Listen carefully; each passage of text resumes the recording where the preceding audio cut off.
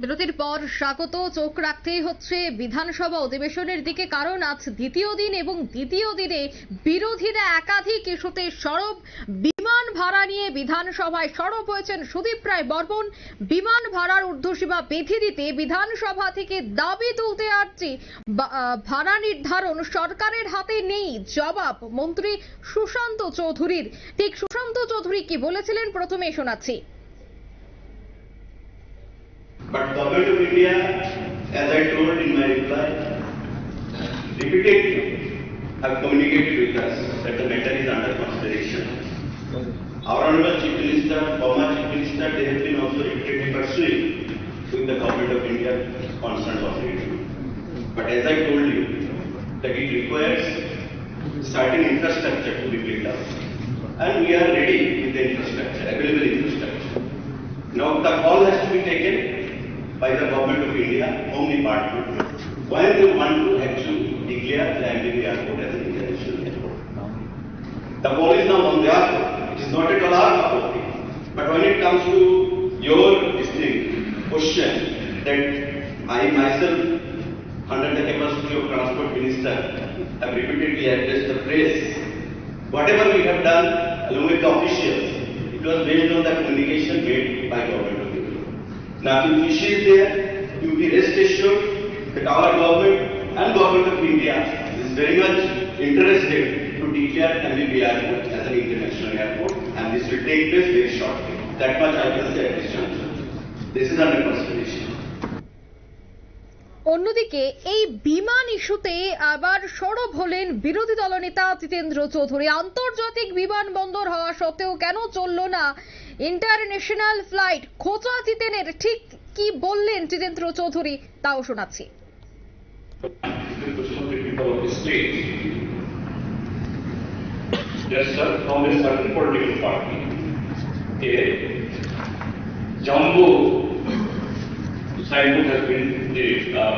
Signboard has been put up there on the way to the airport.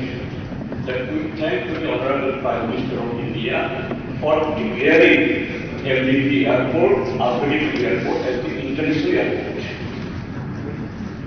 But everyone we have seen this, we have witnessed this. Now the statement is coming that no, it is under consideration. So I think something is confusing to us, the people of the state, why this is happening. Number two, there last year also, that Honorable Minister twice he addressed the press that on certain days the international flight should be operating from Chittagong to Agartala, or I think via directed to Guwahati or something like that. So if not it is declared as the international airport, then how their schedule has been finalized? How Minister has announced? So this first step, I have to be clarified, not for the House, for the people of the state. Honorable Minister, please, it is clarify this question.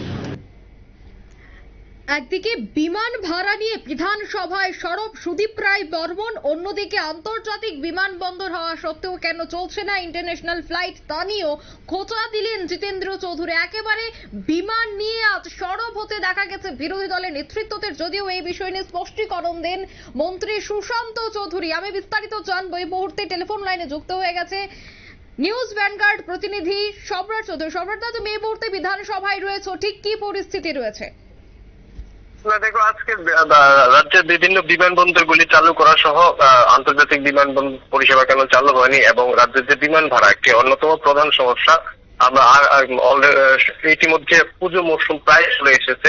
ব্যবসায়ীদের কলকাতার যাতায়াত থেকে শুরু করে ছাত্রছাত্রী এবং চিকিৎসার কাজে সবসময় আমাদের কলকাতার উপর নির্ভরশীল থাকতে হচ্ছে। তো বিমান ভাড়ার যে একটা ব্যাপার রয়েছে, আমাদের কোনো ঊর্ধ্বসীমা নেই।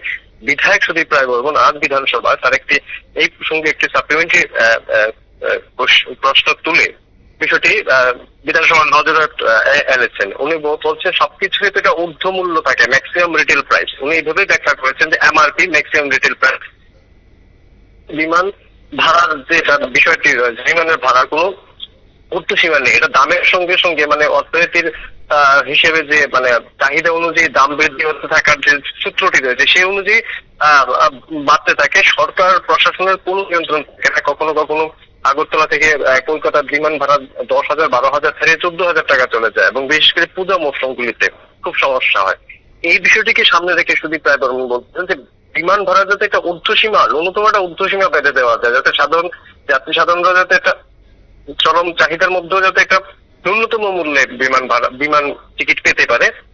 এই জন্য ত্রিপুরা বিধানসভাতে একটা রেজলিউশন নেওয়ার ব্যাপারে তিনি বিধানসভা আর্জি করেছেন। এর পাল্টায় পরিবহন মন্ত্রী সুশান্ত চৌধুরী যেটা জানালেন যে উনি সাফ বলে দিয়েছেন যে বিষয়ে সরকারের বা কেন্দ্র সরকার বা রাজ্য সরকার কারোরই কোনো হাত থাকে না, সেটা নিয়ন্ত্রিত হয় এই যে বিমান ভাড়ার সংস্থাগুলি রয়েছে তার মানে তাদের যে ইচ্ছা চাহিদা আছে সেই তার উপর নির্ভর করে বিমান ভাড়া কিন্তু বাড়ে বা কমতে থাকে। এক প্রকার বলা যেতে পারে যে বিমান পরিষেবা নিয়ে সরকারের কোনো নিয়ন্ত্রণ নেই বলেই কিন্তু সাফ জানিয়ে দিয়েছেন মন্ত্রী, মানে রীতিমতো হাত গুটিয়ে নিয়েছেন। বিমান ভাড়া নিয়ে সরকারের কোনো দায় দায়িত্ব নেই, এটা পুরোপুরিভাবে নির্ধারিত হয় বেসরকারি যে সংস্থাগুলি রয়েছে তাদের মর্জির উপর, এরকমটা কিন্তু বলেছেন মন্ত্রী। এরপর তো আর এরকম হাত নিয়ে সেখানে রাজ্য সরকার বা বিধানসভা থেকে তার রেজলিউশন বা এই ধরনের কোনো দাবি উত্থাপনের কোনো বিষয় আসে না। অঙ্কিতা, একদমই ধন্যবাদ সম্রাটদা। অর্থাৎ ইতিমধ্যেই বিমান ভাড়া নিয়ে রীতিমতো জমে উঠেছে বিধানসভা। যদিও মন্ত্রী সুশান্ত চৌধুরী তিনি স্পষ্ট জানিয়ে দিয়েছেন যে ভাড়া নির্ধারণে সরকারের কোনো হাত নেই, সময়ে বাড়বে দাম, সময়ে কমবে দাম, সেক্ষেত্রে সরকারের কোনো হাত নেই, একেবারে স্পষ্ট জানিয়ে দিয়েছে মন্ত্রী সুশান্ত চৌধুরী। নিয়ে নিচ্ছে ছোট্ট একটি বিজ্ঞাপন বিরতি, সঙ্গে থাকুন।